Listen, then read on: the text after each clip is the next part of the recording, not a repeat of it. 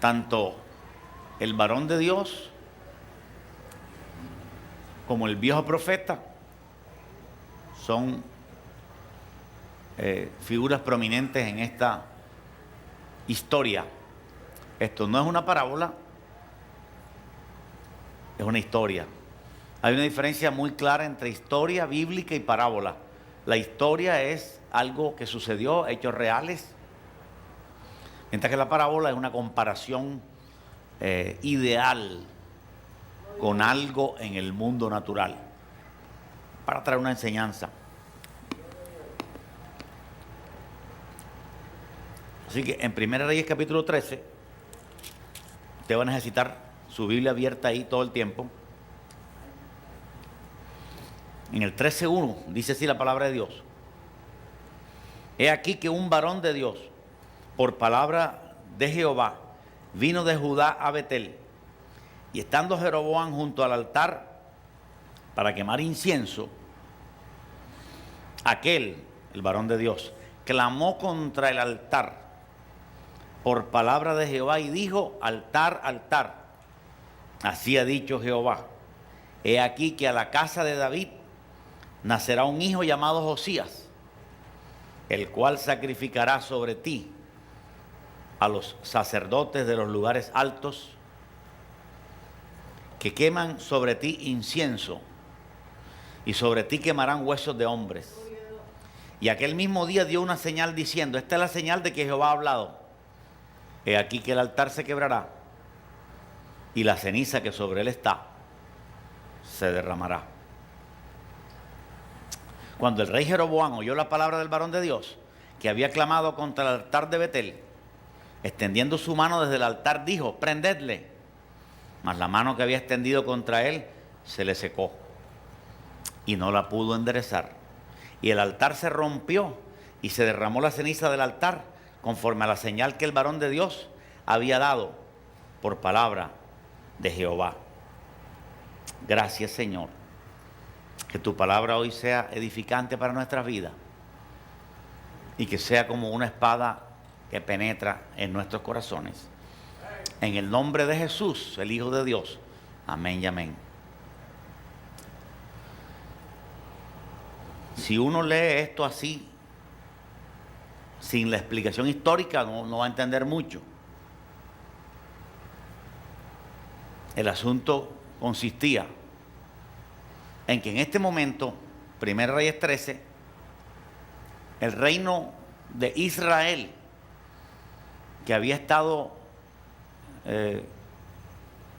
liderado por el ungido David, había pasado a su hijo Salomón, pero como su hijo Salomón no siguió en los mandamientos de Dios, el reino se dividió, se rompió y quedó en dos partes: Israel al norte y Judá al sur. Y comenzó un periodo de idolatría, y comenzó un periodo de decadencia. Nunca más Israel llegó a ser lo que fue cuando el rey David. Ahora todo viene en bajada. Hay dos reyes. Uno es el rey de Israel y otro es el rey de Judá. El rey Jeroboam era un rey malvado. Fue el rey Jeroboam el primer rey del capítulo del norte, o sea, Israel propiamente dicha. Mientras que el rey del reino del sur era Roboam. En este momento uno ve que hablan de altar, hablan de incienso, hablan de rey, pero lo que no podemos captar a simple vista es que el rey Jeroboam estaba haciendo algo fuera de la palabra de Dios completamente. Usted lee conmigo en el versículo 1 Dice que Jeroboam estaba junto al altar para quemar incienso. Primeramente, el rey no podía hacer eso. El rey no quemaba incienso. Segundo, nadie quemaba incienso fuera de Jerusalén. Es que el único lugar del mundo autorizado para quemar incienso, hacer ofrendas, sacrificar animales, era el templo en Jerusalén, que estaba construido por Salomón. Algo hermoso, un edificio prominente. Sin embargo, como hubo la división, el templo de Salomón, donde los judíos tenían que adorar, quedó al sur, quedó en Judá, cuya capital es Jerusalén. Y el reino del norte quedó con el rey Jeroboam. Pero como el rey Jeroboam no quería que sus tribus bajaran hasta Jerusalén a adorar, lo cual era el mandamiento de Dios, él se diseñó becerros de oro, para colocar uno en Dan y otro en Betel, dos ciudades del norte de Israel, para que los israelitas, sus súbditos, no tuvieran que ir a Jerusalén a adorar durante las fiestas. Porque el mandamiento era ese. Todas las tribus tenían que ir a Jerusalén durante las fiestas judías. Pero Jeroboam, ya que hubo una división, no quería que sus tribus fueran hasta Jerusalén a adorar al verdadero Dios. Entonces, como sabía que había en ellos un corazón religioso, se inventó dos becerros de oro. Aarón hizo uno, pero Jeroboam hizo dos. Uno en Dan y otro en Betel. Entonces, cuando usted ve allí, léalo conmigo de nuevo, en Primera de Reyes 13:1, y vamos a tener que leer la Biblia bastante, dice: y estando Jeroboam junto al altar para quemar incienso, ¿no cree usted que le estaba quemando incienso a Dios?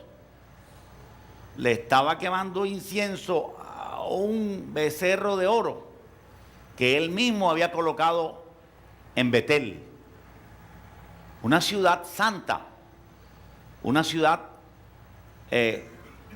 donde los patriarcas habían tenido contacto especial con el Señor. Este hombre coge esa ciudad para su maldad, el rey Jeroboam. Él mismo se tomó atribuciones de sacerdote y estaba junto al altar para quemar el incienso. En ese momento aparece un varón de Dios. O sea que Jeroboam está haciendo lo malo, está inclinado hacia la maldad, está quemando incienso a un becerro de oro en Betel, algo totalmente fuera de la palabra de Dios, que atraía la maldición de Dios. Sin embargo, Dios no le quitó la vida, lo dejó vivir. Y en Primera de Reyes 13 comienza diciendo que un varón de Dios, pero lo curioso del asunto es que no se menciona el nombre del varón de Dios, ni se menciona tampoco el nombre del viejo profeta. Ambos profetas, al fin y al cabo. Porque era muy común encontrar un profeta verdadero en esos días. ¿Cuántos dicen gloria a Dios? Este varón de Dios trajo una palabra de Dios anticipada unos 348 años antes que se cumpliera. Él dijo así en el verso 2, dice: altar, altar, así ha dicho el Señor, he aquí que a la casa de David nacerá un hijo llamado Josías, el cual sacrificará sobre ti a los sacerdotes de los lugares altos, que queman sobre ti incienso, y sobre ti quemarán huesos de hombre. Esa fue su profecía. Este hombre dio una profecía admirable, porque profetizó 348 años antes que sucediera que iba a venir un rey llamado Josías, inclusive dio el nombre. Nunca ningún profeta dio el nombre de Jesús. No era que Dios no tenía poder para hacerlo, pero Dios no quiso hacerlo, porque Dios sabe hasta el nombre de lo que sucederá en el futuro. Dios sabía que ese rey nacería y comenzaría a reinar a los 8 años. Y Dios se lo mostró a este varón de Dios. Él estaba indignado con el pecado de idolatría y le habló al altar. Altar, porque era un altar fuera de la voluntad de Dios.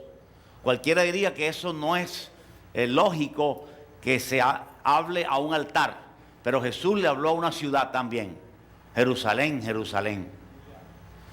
Y también el Señor nos dice a nosotros que le hablemos a la montaña. También Jesús le habló a la higuera. Digo, nunca jamás nazca fruto de ti. Parece anormal que este profeta le hable al altar, que es algo que no tiene vida en sí mismo, es algo que recibe vida de otro. Sin embargo, él le dice altar, altar. De la casa de David, un día nacerá un rey llamado Josías. Lo interesante del asunto es que la profecía no era para el reino del norte, sino que la profecía era para el reino del sur. Era para Judá. Y profetizó que 348 años después, un hombre llamado Josías nacería y sería un hombre de Dios. Y quiero que note lo básico de lo que el rey Josías haría. Dice, nacerá Josías, el cual, 1, sacrificará sobre ti a los sacerdotes de los lugares altos que queman sobre ti incienso. Sacerdotes de lugares altos son sacerdotes idólatras, sacerdotes fuera de la palabra de Dios. Así que él está profetizando, diciendo, altar, altar, vendrá un rey que sobre ti, o sea, sobre el altar, iba a ofrecer a estos falsos sacerdotes. Número 1. Y número 2, lo que haría Josías, esto sería lo más importante de lo que Josías haría. Aleluya. Y segundo, sobre ti quemarán huesos de hombre. Es decir, así como ustedes hoy están ofreciendo sobre el altar cosas indebidas a la presencia de Dios, un día viene un rey que quemará a esos sacerdotes sobre el altar. Qué palabra dura. Qué palabra tremenda. Esto nos demuestra cómo Dios odia la idolatría y que realmente esos ministerios de sobachaqueta, eso no sirve para nada. Hay que predicar la verdad. ¿Qué quiso decir el varón de Dios? Lo que quiso decir es, vendrá una cantidad de reyes que estarán ahí reinando y harán cosas buenas, pero vendrá por fin uno que Dios ama. Vendrá por fin uno que Dios quiere que sea así. Aleluya, aleluya. Dios vio en la distancia que no aparecería un hombre de Dios en 348 años. No habría un rey de Dios en 348 años. Y Dios se lo mostró a este varón de Dios y él dijo, un varón llamado Josías sacrificará sobre ti a los sacerdotes idólatras y quemará hueso de hombre, es decir, los quemarán allí, carne y hueso. Una profecía tremenda. Ese es el carácter de Dios. Y muchas veces nosotros decimos, no, pobrecito. Pero Dios no piensa así. Dios es un Dios severo. Esa profecía se cumplió milagrosamente. El rey Josías apareció. Fue un rey bueno, fue un rey brillante. Fue uno de los mejores reyes que hubo después de David. Y se cumplió la palabra del varón de Dios en forma maravillosa. Verso 3 dice, y aquel mismo día dio una señal como para que digan que eso era una profecía muy lejana y que, hombre, eso no se va a cumplir. Porque cualquiera puede decir, no, hermano, Dios me está mostrando que dentro de 200 años el anticristo tiene el pelo mono. Pero yo te puedo decir, es mentira. Pero tú me puedes decir, no, pero para que tú sepas que esto es verdad, hoy mismo ocurrirá esto. Entonces tú dices, ay, si ocurre eso hoy mismo, ahí sí que yo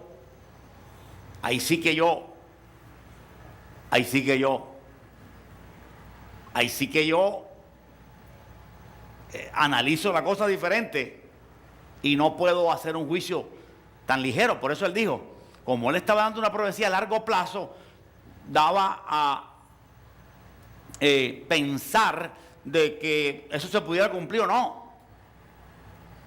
Pero para que supieran que era verdad y que era una palabra cierta, él dijo en el verso 3, léelo conmigo, Primera de Reyes 13:3, esta es la señal de que Jehová ha hablado. O sea, yo les voy a dar una señal de que Dios ha hablado y que eso será así. Aleluya.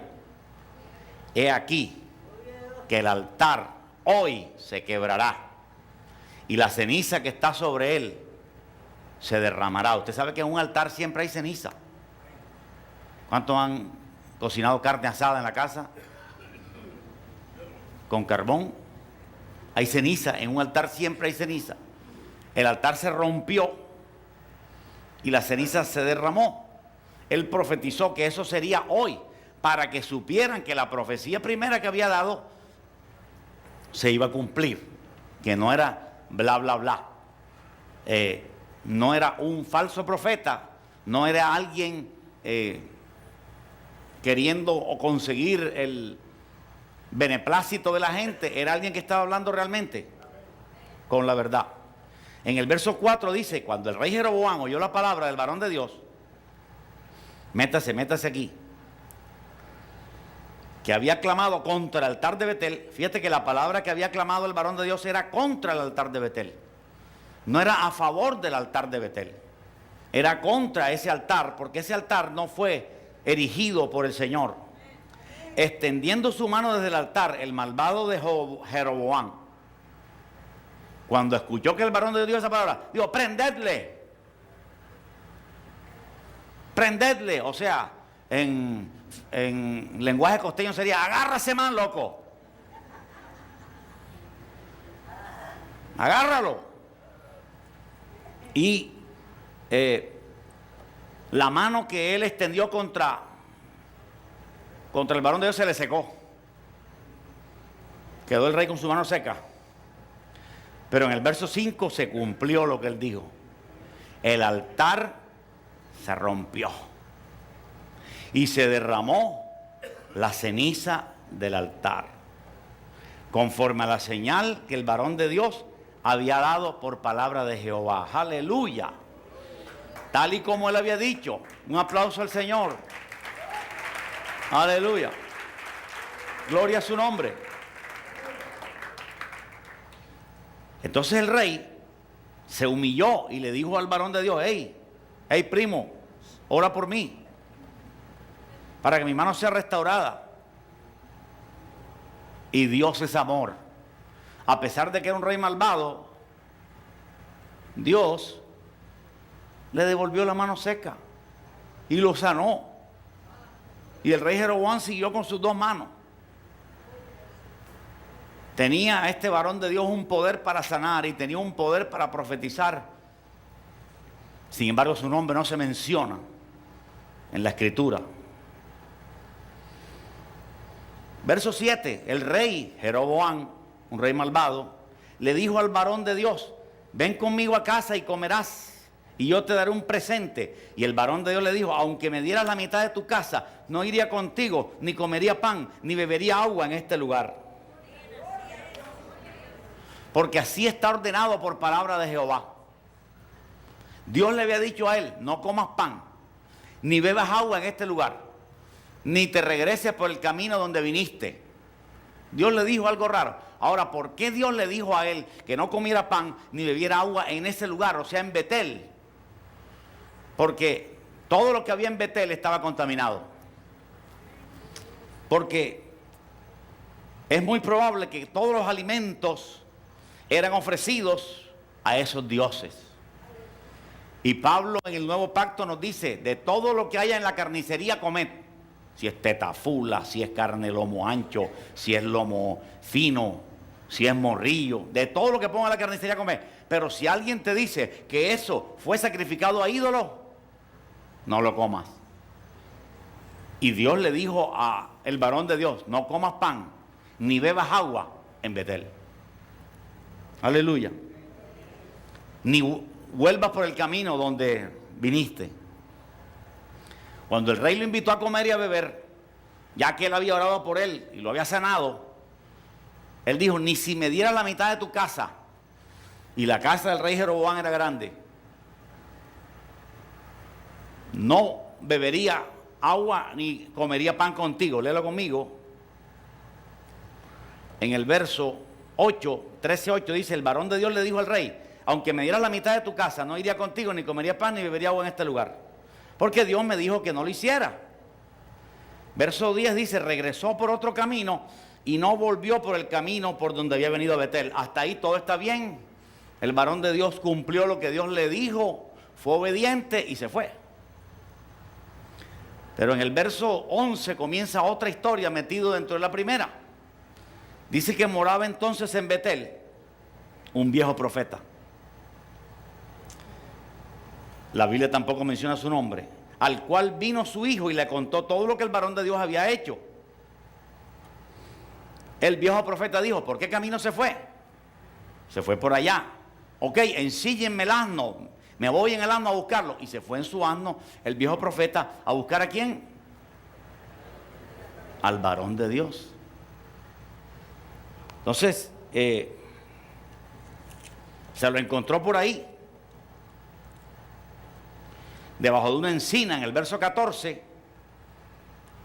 Y le dijo, ¿eres tú el varón de Dios que vino de Judá? Y él dijo, sí, yo soy. Entonces le dijo, ven conmigo a casa y come pan. Mas él respondió, no. Porque por palabra de Dios me ha sido dicho, no comas pan ni bebas agua en este lugar. Verso 18, algo tremendo para discernir. Todavía lo estoy estudiando. ¿Por qué este viejo profeta le mintió al varón de Dios? Hay cosas que uno realmente no logra entender. ¿Por qué este viejo profeta, que era un hombre de Dios? Porque usted se va a dar cuenta que es un hombre de Dios después, cuando sigue leyendo. Ahora mismo usted lo puede ver como un impostor. Pero realmente este viejo profeta le miente al varón de Dios. ¿Por qué? Es difícil saberlo. Y a veces uno se aligera para decir algo, pero realmente no entendemos bien por qué le mintió. En el verso 18, como dice, y el otro, o sea, el viejo profeta, le dijo al varón de Dios mintiéndole, yo también soy profeta como tú. Y un ángel me ha hablado por palabra de Jehová, diciendo, tráele contigo a tu casa para que coma pan y beba agua. Imagínense eso. Él, el varón de Dios, le dijo al rey Jeroboam, no comeré contigo ni pan ni agua. Es evidente, el pan y el agua que le iba a dar Jeroboam era más fino. Aló. Que el pan y el agua que le iba a dar el viejo profeta. Pero el viejo profeta lo engañó con otra supuesta revelación. Los cristianos somos engañados por supuestas revelaciones. Fíjate que los cristianos no somos engañados normalmente por el rey, no somos engañados por personas del mundo, pero somos engañados en las iglesias por los profetas de las iglesias, que muchas veces son mentirosos. Fíjate que este hombre no se tragó el anzuelo de un inconverso como el rey Jeroboam. Pero normalmente nosotros tenemos la tendencia a ser engañados por un viejo profeta de la iglesia. Uno no debe moverse por profecías. Uno no puede meterse en el ministerio de tiempo completo porque fulano me profetizó. Eso está errado. Uno no puede abrir un negocio porque fulano me profetizó. Uno no puede fundar una empresa porque Pedro me profetizó. No, si Dios no te habla a ti, tú no puedes tomar ese paso. La profecía sirve para animar, edificar, exhortar, consolar, pero no para dar órdenes definitivas. Aleluya. Las órdenes definitivas tienes que recibirlas tú directamente de Dios. Tú directamente de Dios. Entender que debes actuar por lo que Dios te habla a ti. No, es que lo que pasa es que el hermano me dijo que vendiera el carro, voy a vender el carro. Es que hubo un profeta que se me acercó y me dijo que le diera 100,000 pesos que Dios le había mostrado. Dice, bueno, si fue Dios que te lo dijo, yo te lo doy. Y somos engañados por profetas dentro de la iglesia. Fíjate que el varón de Dios no fue engañado por el rey Jeroboam. Él rápidamente le dijo al rey Jeroboam, no. ¿Cuántos dicen aleluya? Pero al viejo profeta, porque le dijo, oye, pero yo soy profeta como tú también. Ya Dios te habló y te dijo que no comieras pan ni bebieras agua en Betel. Pero resulta que yo recibí un ángel de Dios que me dijo lo contrario. Me dijo que te invitara a comer pan y agua. Y se tragó el anzuelo el varón de Dios. Se tragó el anzuelo. Muchas veces Dios permite que tú tengas claramente lo que debes hacer. Has escuchado aquí una y otra vez que una sola copa de vino es pecado. Pero te vas a hablar con otro miembro de otra iglesia o con otro pastor que es ronero y él te dice que no es así.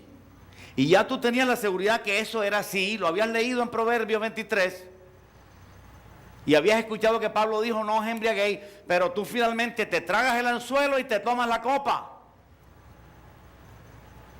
Y después de eso viene muerte. Porque cuando Dios te ha hablado, como Dios le habló al varón de Dios, y somos engañados por una falsa profecía, los hijos de Recab, la familia de los recabitas, el profeta Jeremías también quiso engañarlos. Esto tiene alguna concordancia bíblica con eso. Jeremías cogió una mesa larga y la colocó en el templo y sentó a toda la familia de los recabitas y les puso varias copas y vino y sirvió vino a todo el mundo. Y dijo, bueno, tómense el vino ahora, rápido. Y los recabitas dijeron, no señor, no tomaremos vino. Porque nuestro padre nos enseñó que no bebiéramos vino. Y le dejó el vino servido. El profeta Jeremías los estaba probando. El mismo profeta Jeremías de Dios los estaba probando. Pero los recabitas se pusieron de pie y no miraron a los ojos de Jeremías, sino miraron a los ojos de Dios. Aleluya.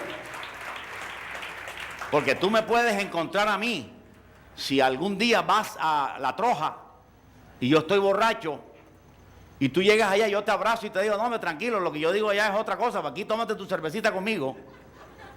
No te la tomes porque yo te diga. Haz lo que Dios te diga, no lo que yo te diga. Aleluya.